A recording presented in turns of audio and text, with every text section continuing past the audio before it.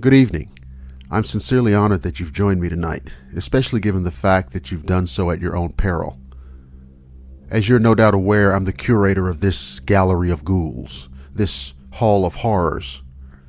Case in point, a series of mysterious deaths in a quiet little New England hamlet, circa 1840.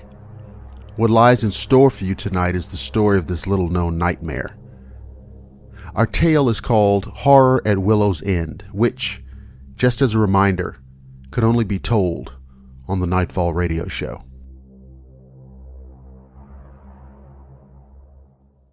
How shall I begin my tale?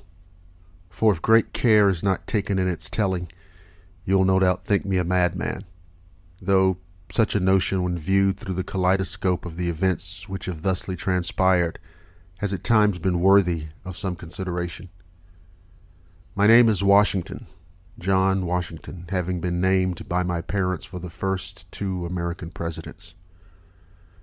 Both of my parents, now long dead, had been slaves who escaped here to Maine from South Carolina some years before I was born. Initially, I knew nothing of slavery, its cruelty and brutality, save that which I had read in the newspaper accounts written by the correspondents who made regular visits to the port cities of Savannah and Charleston. I did know of the Freedmen's Bureau, composed of both free Negroes and good-hearted white men, who work here in Maine and in other free states lobbying the Congress to outlaw the slave trade altogether. In any event, I had come to take employment at Whitaker's Free Press, for I had been known among my circle of acquaintances as a wordsmith of sorts, and was therefore given naturally to such a vocation. My education had been a formal one, having been schooled at the Miriam Academy for Negro Boys, and then North Point Lowell, where I received diplomas in both areas of language and philosophy. The rapport established between myself and the owners of the press, Mr. T.R. Dunhill, was of genuine warmth and congeniality. He respected my abilities and potential. Similarly, I admired his obvious prosperity and accomplishment, as well as his fervent sensibilities regarding social consciousness and responsibility. I settled into my work with general ease and began establishing a reputation as an honorable, dependable, and industrious newspaperman. I took up residence in the city proper, a second-floor arrangement, 820 Hunter Street, with spare bed and an extra room into which I designed a study. It was a modest room, no more than 25 paces between the four walls, but the oaken bookcases, the red bricked fireplace, and marvelous iron-latched windows summoned in my mind images of long, quiet autumn evenings with a friendly pipe, brandy, a warm fire, and volumes of Cervantes, Aesop, Shakespeare, or Homer. It was in that study, in which I have long since come to find great comfort and security, that I read the courier message that was to change my life. When the knock came at my door, it wasn't terribly late, perhaps just after 9, but it did seem an odd hour for visitors. It was a young man with a uniform and cap reading Eastern Atlantic Courier in small white stitched letters. I took the message, attended to the boy's gratuity, and closed the door, bidding the youthful messenger a good night. Returning to the study, I sat in the chair by the fire, opened the letter, and began reading. 30th August 1840. Dear John, forgive the intrusion into the privacy of your home and leisure. I did, however, regard your diligence and long-standing commitment to your vocation and your honor, and was thus obliged to inform you concerning the following. I have received word from acquaintances living upstate about a series of mysterious deaths, the details of which are unspoken.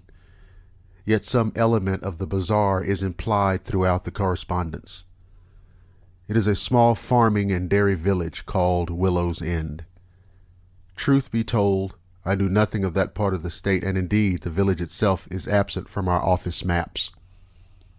If it is agreeable, proceed to Willow's End post-haste with the intent of uncovering the mystery. And as your journey will be some hours, I have secured horse and hansom, reserved to depart at first light tomorrow.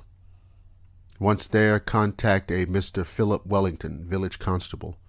As the village does not possess a telegraph office, I will await the conclusion of your investigation in its entirety. Regards and success, T. R. Dunhill, editor, Whitaker's Free Press.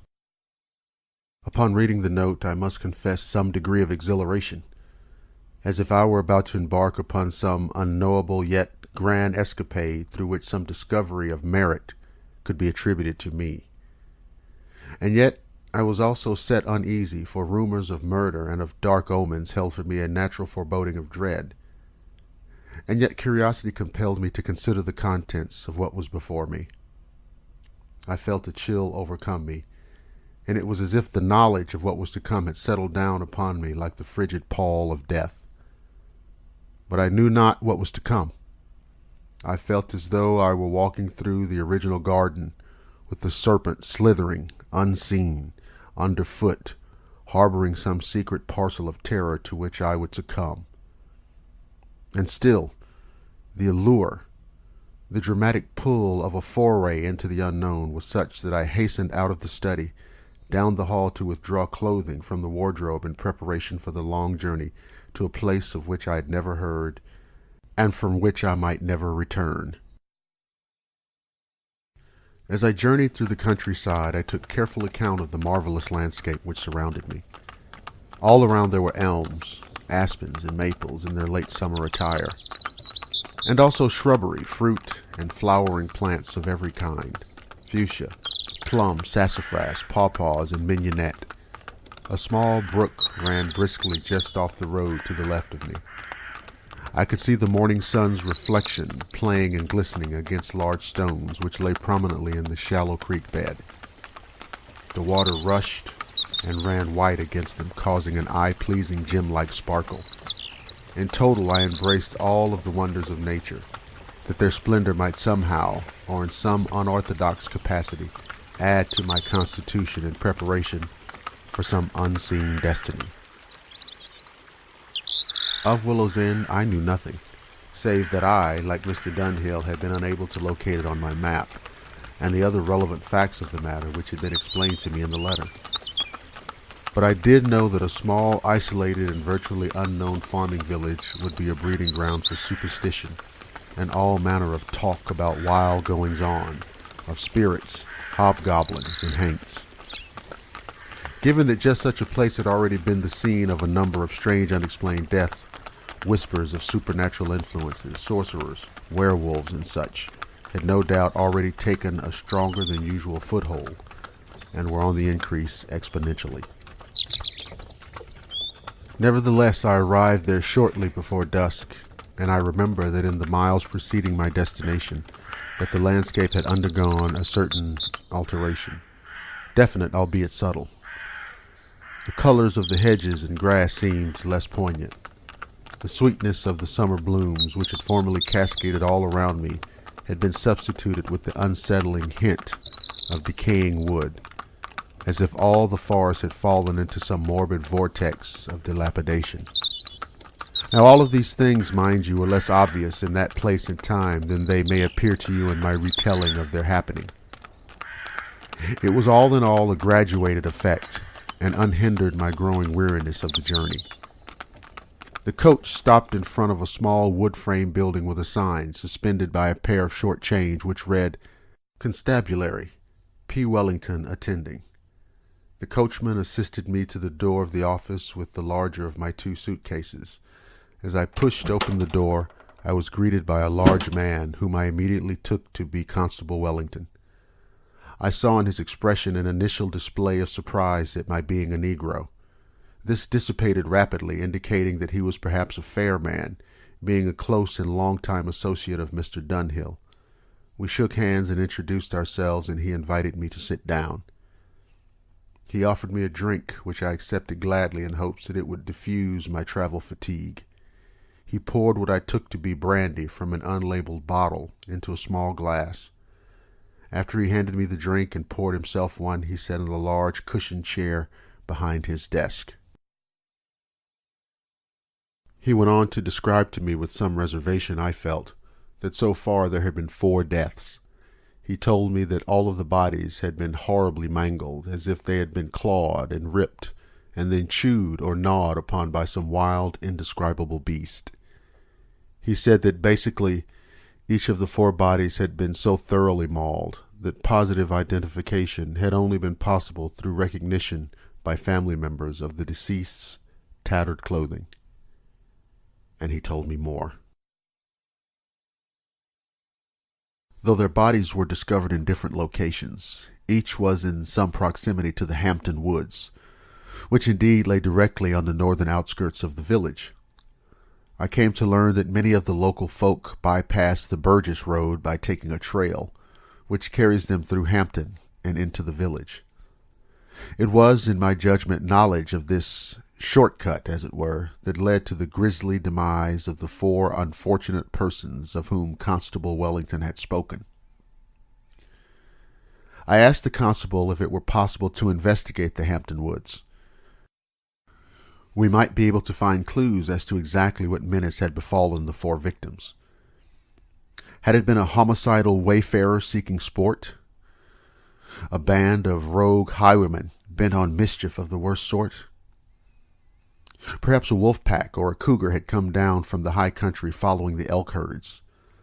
Such things were known to have happened in the past. Having consented to my request, the constable and I set out for the Hampton Woods under the cover of night. I have often pondered many times since why we chose to do so. Why had we not gone under the protection of broad daylight? Why had we opted to venture out into the black wilderness when all of the sinister elements of creation held sway? We readied for our excursion, making all of the necessary arrangements and taking all necessary precautions. The night air was unusually chilled for that time of year, and there was a particular quality of dampness that hung like a cloak across the shoulder of the night. Constable commented on how unsettling that was to him. I silently concurred with his assessment as we entered into the Hampton Woods. Once in the woods, we saw that the fog lay incredibly thick, much more so than down in the village. All around us it swirled, blanketing us in an impenetrable white soup. Then we heard the sounds. At these sounds my blood ran cold, for they seemed to emanate from all around us as if we were surrounded by some kind of whispering horde of the damned. Like myself, the constable's eyes flashed wide with curiosity and fear. I told him that we should turn back to back, each man protecting the rear of the other in lieu of an eventual attack. The constable thought it to be a sound tactic, and as we turned our backs to one another, I saw Constable Wellington draw a pistol from his belt and assume a formidable pose. The sound was growing, all around, encircling us. Feral whispers rising into faint grunts and snarls. The constable, by all accounts a brave man, told me that no matter what might transpire, that we should give a good account of ourselves in the ensuing drama. Now the mist began to fall away, revealing masses of diminutive shadows huddled and revealed in the darkness against reflected moonlight. There were creatures all around us, scores of them. They were hideously twisted monstrosities, and an absolute terror to behold. Each one, though differing somewhat from the other, possessed horribly mottled gray skin which seemed coated with a moist film, giving the creatures an almost reptilian sheen. Their eyes, which were huge and abominable, were diamond-shaped, black and bottomless, as they no doubt contemplated unfathomable evil. The creatures bore mouths that were filled with row upon row of horrid, jagged, razor-like teeth, the edges of which oozed with rivulets of gruesome saliva. Their arms were raised in a terrifying manner, showing hands upon which were mounted furious black claws, which raked in the air and in our direction. The snarls which the beast hurled at us grew into growls, and then nightmarish wails. The attack was upon us. The constable fired into the bestial horde, which approached him furiously. Strangely, the bolt of the blast caused the things to recoil momentarily from their attack. Their brief retreat was also no doubt due in part to the reaction of having one among them hurled some yards back, and now lying dead on the ground with a ball lodged in its gullet. Now the demeanor of the creatures took on a sense of wariness, as if they now knew that this enterprise involved an element of danger for them.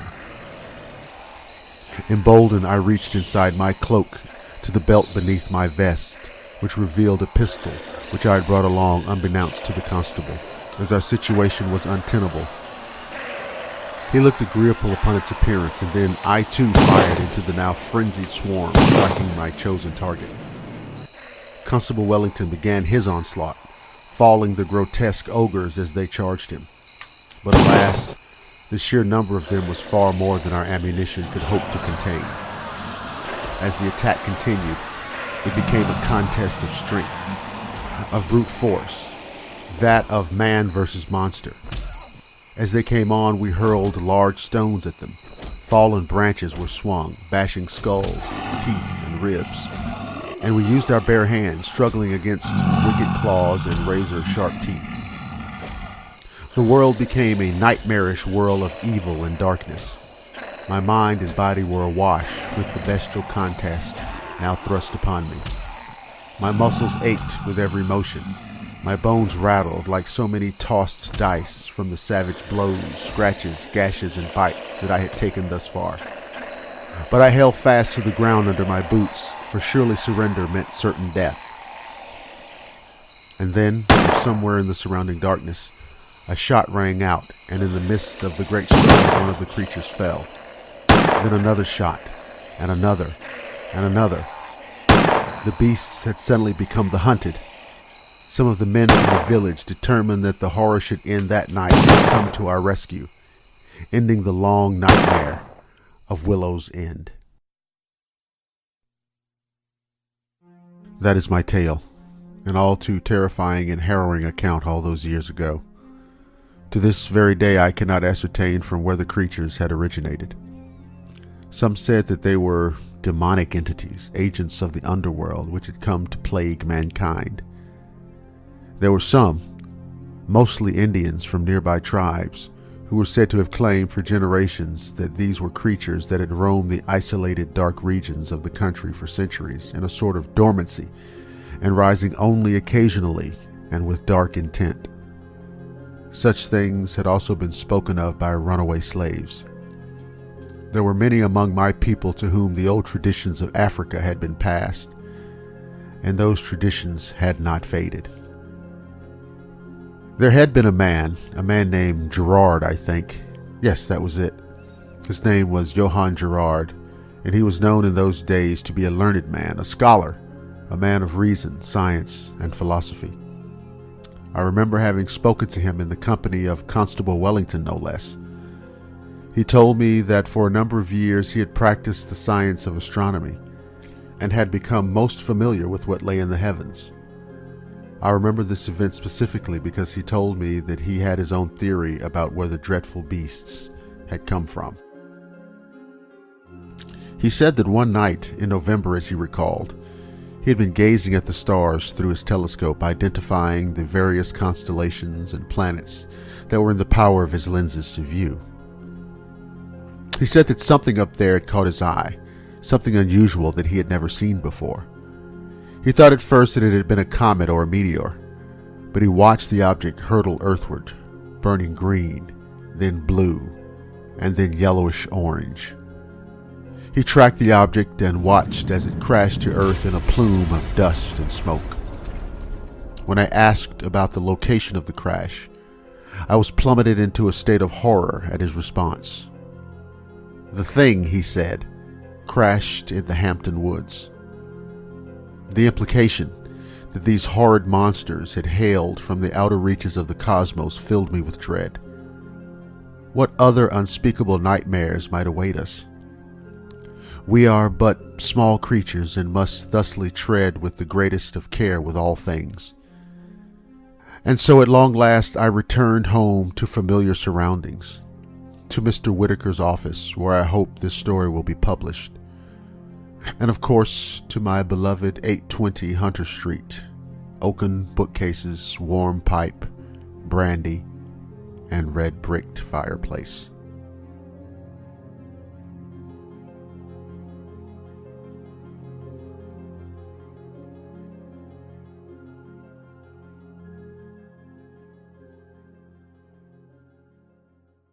And that concludes another excursion into the darkness on the Nightfall radio show.